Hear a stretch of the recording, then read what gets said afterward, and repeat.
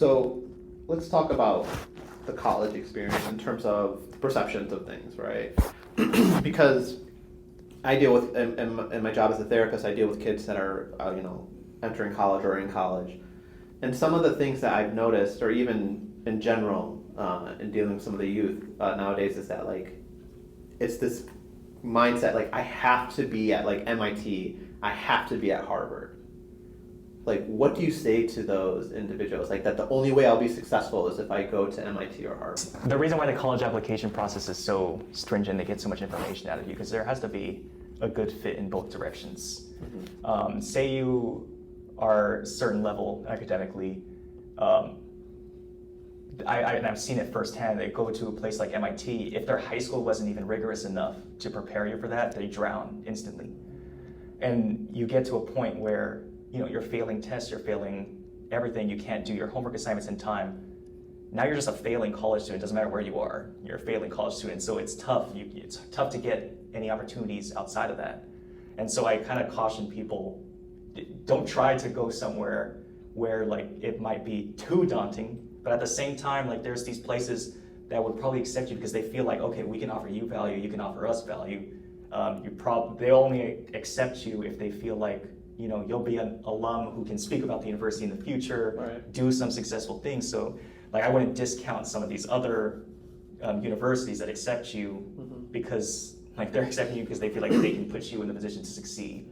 Do I need to go to a school like MIT, Stanford, Harvard to be successful?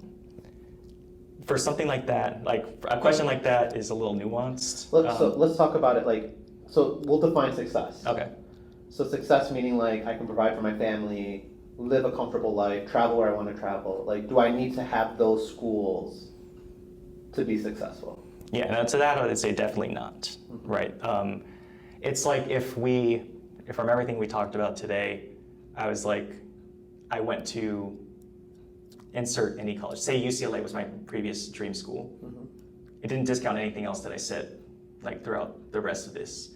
I think what happens at these prestigious universities is that if you succeed on top of there, sure, right? And I think it added me a lot, like it added a lot of pressure to my life that I wouldn't really even like wish on my younger brother, where like I had to keep, like I'm in classrooms where everybody wants to be the best. Mm-hmm.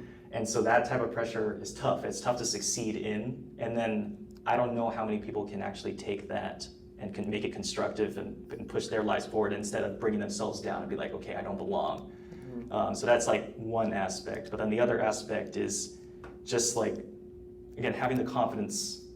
I think that's the big overwhelming thing, right? You can go to another school and it's all still up to you. You can use all their resources because a lot of these schools, they have a ton of resources. They're still like expensive schools, right, because they have all of these resources. And connection. And so if you utilize their alumni network, I'm sure there's countless people from whatever, pick any school, how successful they are, like billionaires or starting their own companies. As long as you put yourself in the right situations, you succeed in terms of like studying and talking to people, like as people, I think you can progress anywhere.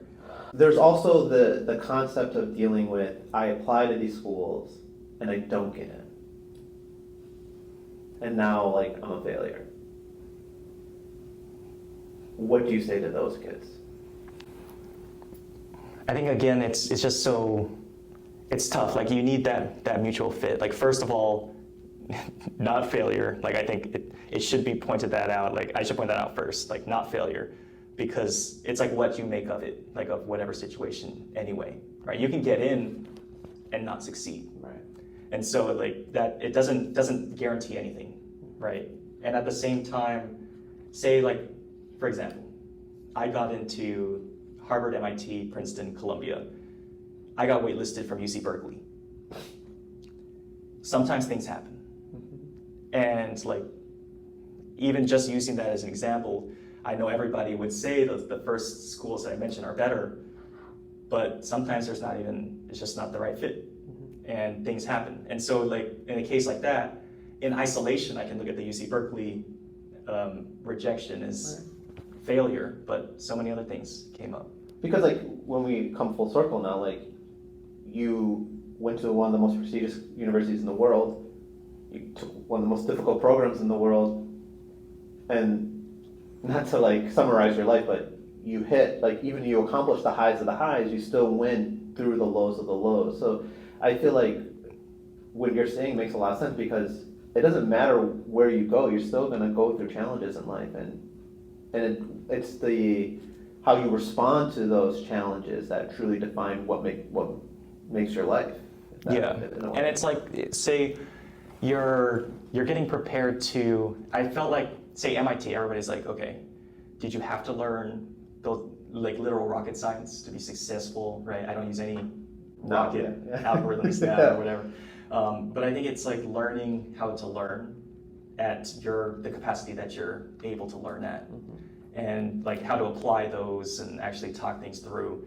Because again, like I talk about people who I've seen firsthand that MIT is just too much. But then we get into some dark timelines where they just don't like themselves anymore. Like their value goes way low, and they're at the top of the top school, but they feel like they're at the bottom of the top, so they just feel like bottom because that's the only experience that they have. Right, because you see everyone else around you succeeding, and you're not. And so it can even hit like multiples of factors of like how that affects you, because you're only around successful.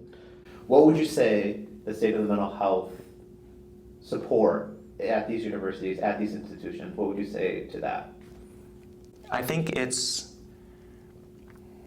a lot of it, I think, is reactive, which makes it tough. So when people are already going through issues, sometimes